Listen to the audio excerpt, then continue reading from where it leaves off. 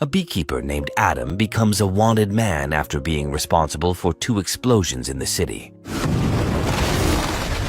As 2 FBI agents discover his next target, they get permission from their boss to take down the beekeeper with an elite SWAT team. However, as the special agents arrive at Adam's next target, he interrupts their briefing and boldly says he'll hurt anyone who tries to stop him.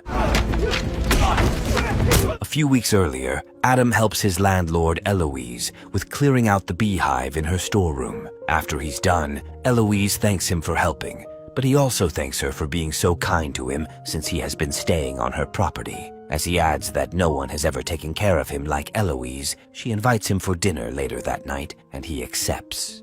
Come back at supper time, let me feed you. Shortly after, Eloise heads back inside to continue working on her laptop. While she's at it, she suddenly gets an alert saying she's at risk of losing all the files on her computer. This leaves her confused, but it turns out that the message was sent from a call center run by a man named Mickey, who encourages his employees to make sure they successfully steal all the money in the charity account Eloise is managing. Unfortunately, Mickey succeeds in his plan, and Eloise is left devastated, so she takes her own life. Later that night, Adam brings a jar of honey with him to Eloise's house. However, when he arrives, Eloise doesn't answer the door, and Adam hears the smoke alarm ringing. He then enters and sees a gun on the floor next to a small drop of blood.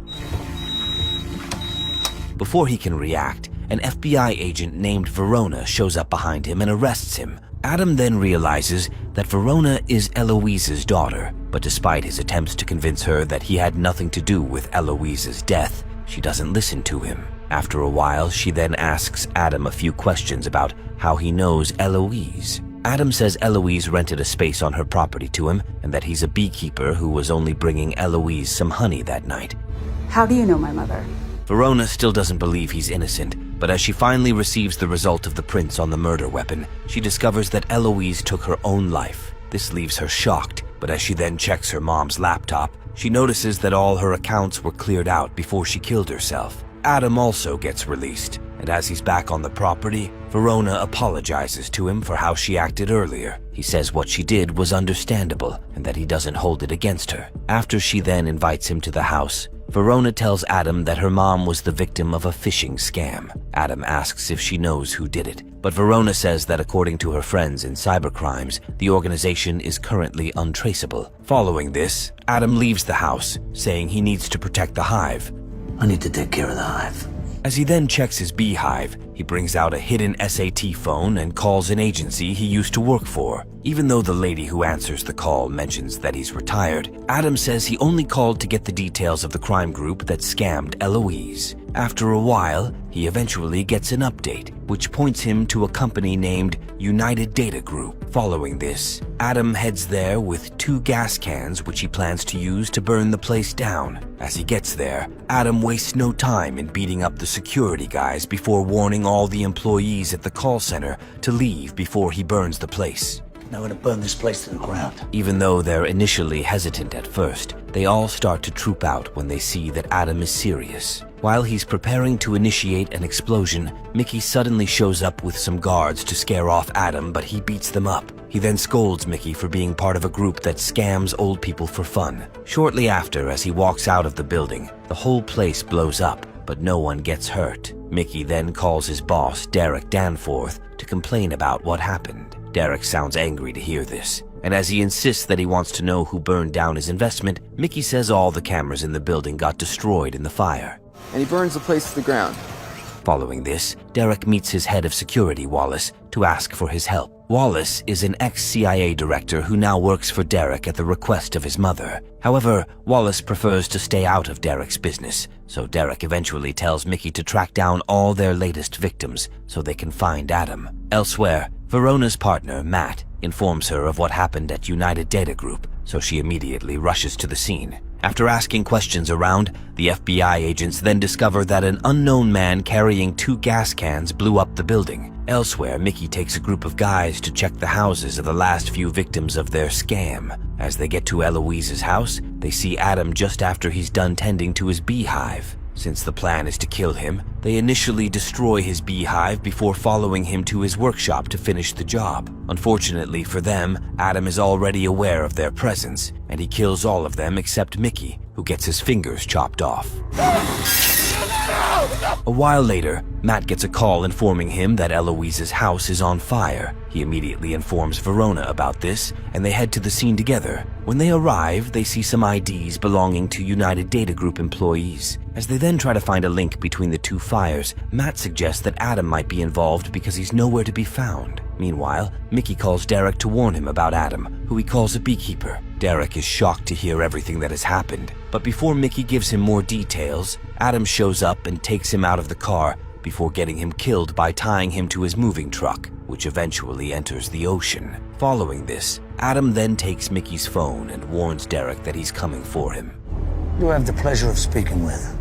Elsewhere, Verona looks at all the information she has gotten so far, and she tells Matt that she thinks United Data Group is just one of the call centers that Mickey runs. As she mentions that there might be a main office, Matt commends her for her brilliant work. He also mentions that, after checking through their database, it almost seems like Adam doesn't exist. As this sounds confusing to Verona, Matt says he's likely part of a classified program, because they know he used to be in the military. Shortly after, Matt then receives a call informing him that Mickey's dead body has been found. Meanwhile, Derek tells Wallace about the problem he has gotten himself into. As he mentions that Adam is a beekeeper, Wallace sounds scared and tells Derek that he has messed with the wrong person. Derek doesn't get this, but Wallace only ends up scolding him for always misbehaving since he started his data mining company.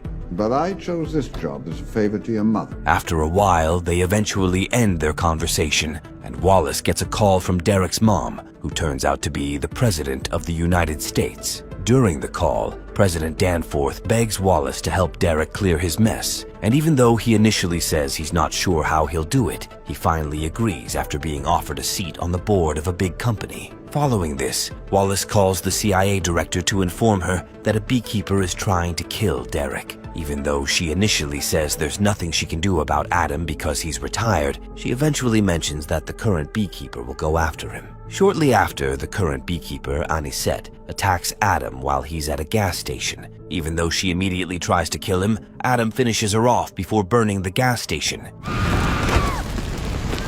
This information soon gets to the CIA director, and she tells Wallace that all the other members of the Beekeeper program have decided to remain neutral after what Adam did to Anisette. This gets Wallace pissed, so he hires former SEAL team soldiers to help with getting Adam killed. While briefing these soldiers, Wallace finally mentions that Adam is part of a beekeeper program that was introduced many years ago. He adds that beekeepers are given the free will to act as they want as long as it's meant to protect the United States and keep the system safe. Even though the soldiers feel confident about their chances, Wallace warns them that it won't be easy. Elsewhere, Matt and Verona are informed of the burnt gas station, so they immediately leave to check out the place. When they get there, they find Anisette's truck and wonder how she managed to get the sophisticated system attached to it. Verona also finds a book for beekeepers inside the truck, and this makes her connect the dots that Adam and Anisette are alike. Since they also discover that Anisette has no public records, Matt and Verona believe Anisette is part of the same program as Adam.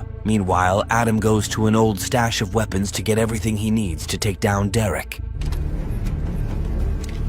As Verona and Matt then return to work, they get a call informing them that the deputy director of the FBI, Prigg, is coming to see them. Shortly after, Prigg arrives and gets briefed on the latest about Adam. During the briefing, Verona mentions that she thinks Adam is part of a classified beekeeper program, but Prigg tells her to stick to what she knows. Following this, she mentions that she believes Adam's next target is a company named 9-Star United. She adds that the company currently controls several call centers, which are all part of the same group. Prigg then asks what she needs for the mission, and as Verona lists a couple of things, including a SWAT team, Prigg approves her request. A while later, an FBI SWAT team, led by an agent named Kim, is assigned to secure the 9-Star United building. As they enter the building, they meet Wallace's mercenaries, who mention that they've been hired to protect the place. Since they can no longer go in, Kim takes his men out to strategize how to get Adam if he shows up. Sure there's no back entrances into this place. Meanwhile, the leader of Wallace's mercenaries, Pettis, takes his men to the part of the building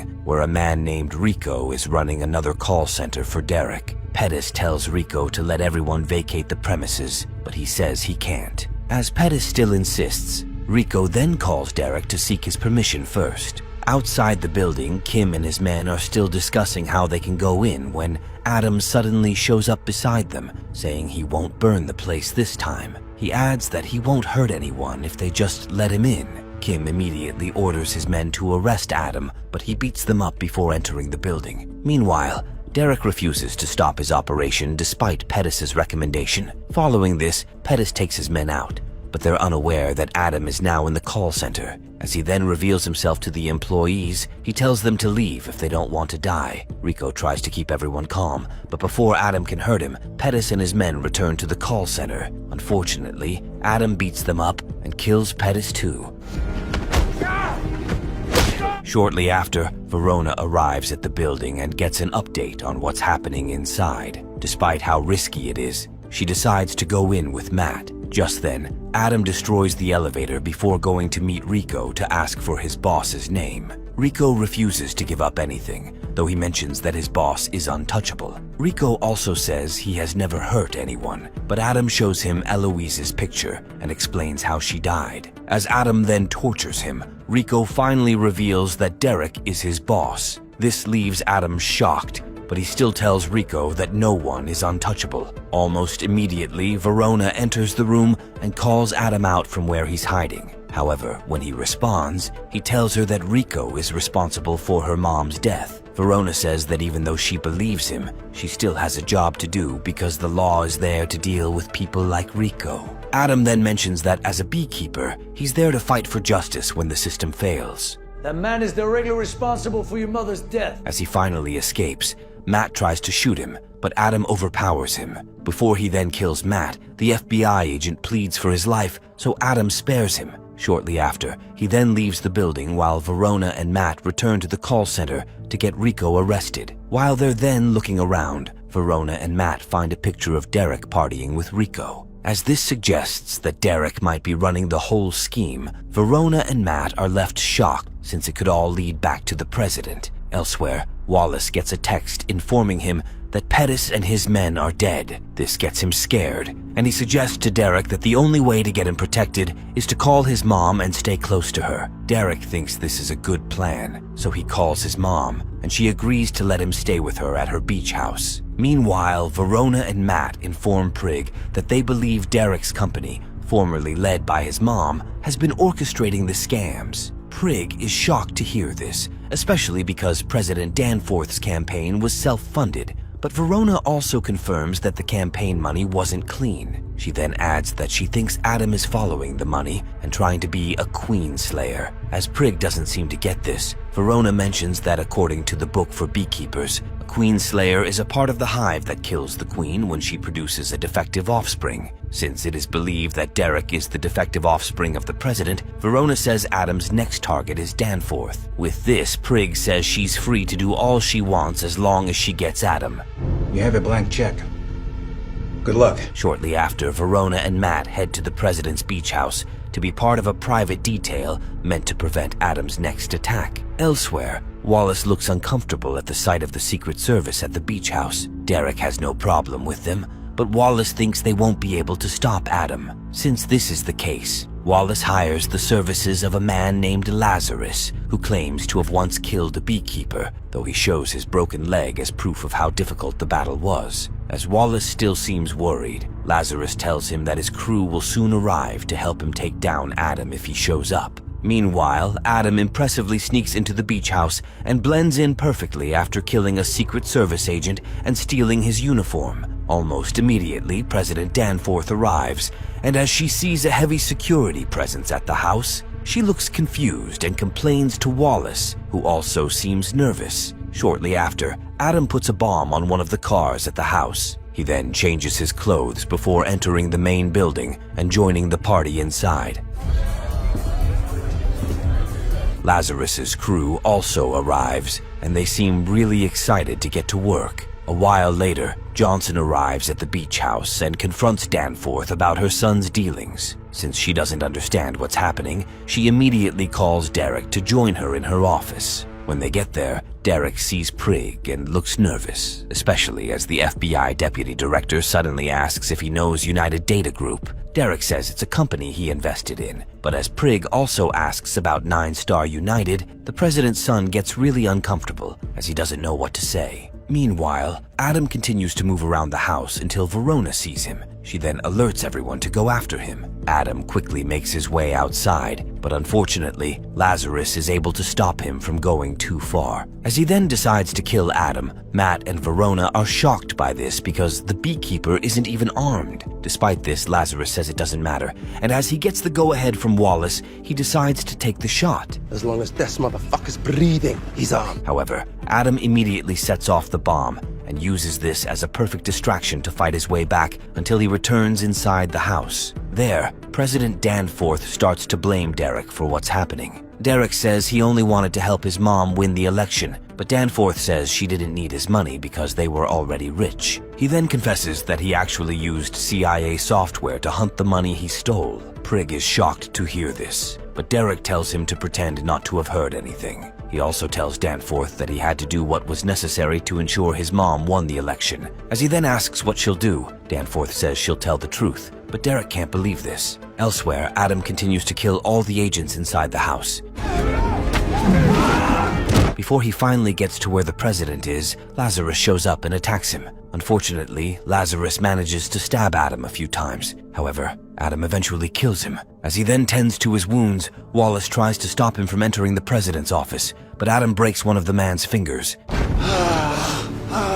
after which he prepares to blow up the door. Almost immediately, Derek realizes that he's in big trouble, so he reaches for a gun in the drawer and kills Prig before his mom can stop him. Just then, Adam blows up the door and enters the office, but he's also followed by Matt and Verona, who tell him to drop his gun. Adam refuses to do this, and as he stares at Verona, he tells her that she can either decide to work for the law or for justice. As everyone watches Adam's next move, Derek decides to kill his mom before anything happens to him. Luckily, Adam kills him first, and as Verona is stunned by what just happened, the Beekeeper escapes through a nearby window onto the beach. Verona eventually gets over what happened and tries to kill him, but she eventually changes her mind and lets him leave freely. Following this, Adam then picks up his underwater gear and leaves the scene.